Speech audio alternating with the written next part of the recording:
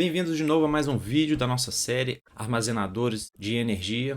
Agora que nós já passamos quase que 50% do conteúdo do nosso curso, eu achei prudente que a gente fizesse uma pequena pausa para fazer alguma reflexão em cima dos sistemas que nós já estudamos e dos sistemas que nós ainda iremos estudar.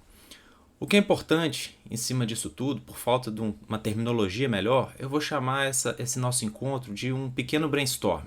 É uma observação geral em cima dos dispositivos armazenadores que discutimos até então.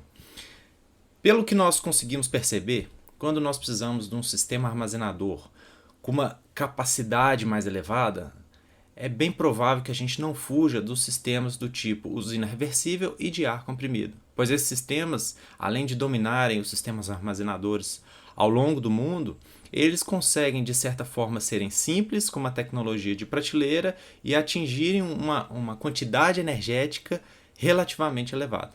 Agora, à medida que nós vamos diminuindo um pouco essa energia armazenada, quais são as opções que nos sobram? É importante para isso a gente pensar que existe uma diferença quando a gente está falando de armazenador para o sistema elétrico e o armazenador, por exemplo, para os veículos elétricos. Hoje em dia existe uma corrida enorme em termos de desenvolvimento de baterias justamente para atender uma demanda que está suprimida em função dos veículos elétricos. Isso a gente vai discutir mais para frente.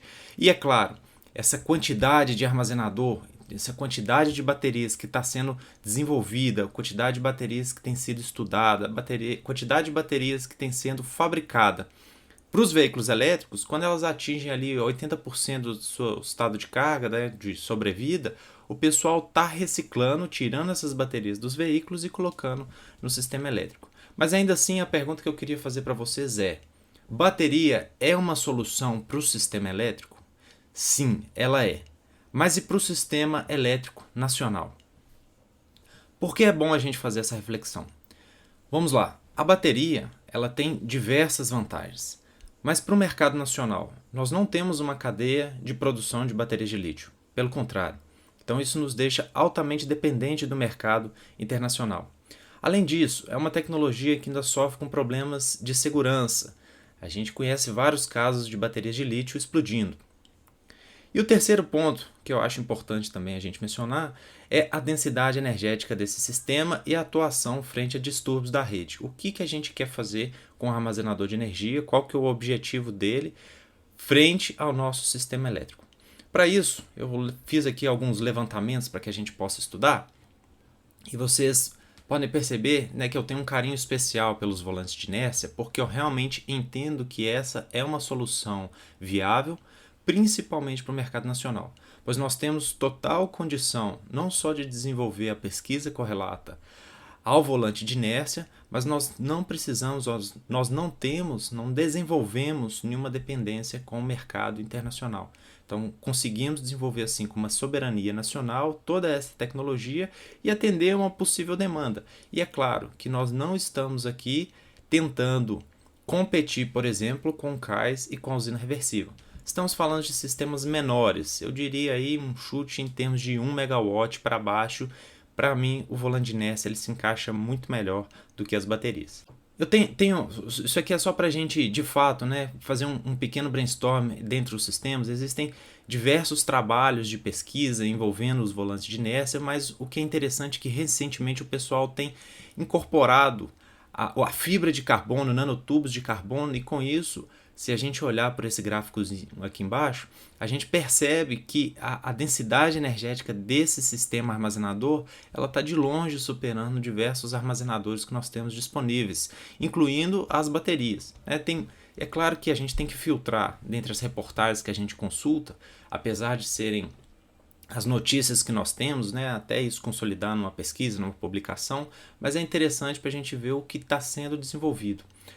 Nós temos aqui também, né, um estudo que foi feito no Japão em 2015, mostrando que o maior sistema armazenador utilizando volante de inércia foi desenvolvido lá com o pessoal, né, aguardando ainda a instalação em sistemas maiores. Nós temos também aqui em Nova York, se eu não me engano, o pessoal, junto com a Beacon Power, recebeu 43 milhões do Departamento de Defesa dos Estados Unidos para fazer uma instalação de 20 megawatts de potência utilizando, né, 20 unidades de flywheel que utilizam fibra de carbono.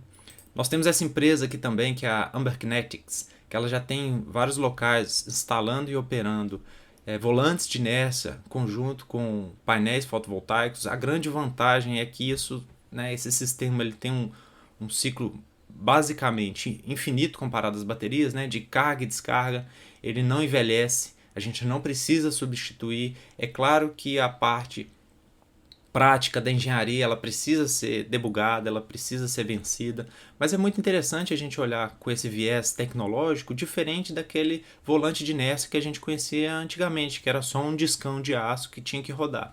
Então é interessante a gente passando aqui, né? Aqui a Beacon Power também, ela vende volantes de inércia utilizando essa tecnologia no material, né, no rotor de fibra de carbono.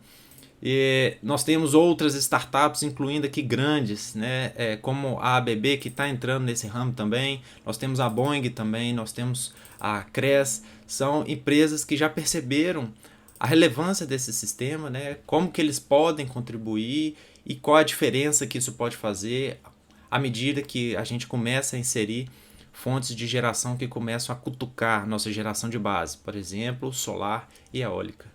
E por último, o que eu acho interessante mostrar para vocês, esse aqui eu acho que é um PDF que eu tirei lá do site mesmo da Amber Kinetics, mostrando um estudo de caso da resposta do volante de inércia frente a algumas perturbações, a operação, aquele mostrando, né, que tem uma eficiência superior a 87%. Enfim, essa reflexão é só para que vocês percebam que existe muito mais além das baterias, incluindo para o sistema elétrico. Nós temos que ter esse olhar agora que nós vamos entrar e começar a estudar os volantes de inércia para que a gente possa realmente abandonar um pouco esse preconceito que nós temos com relação ao volante de inércia.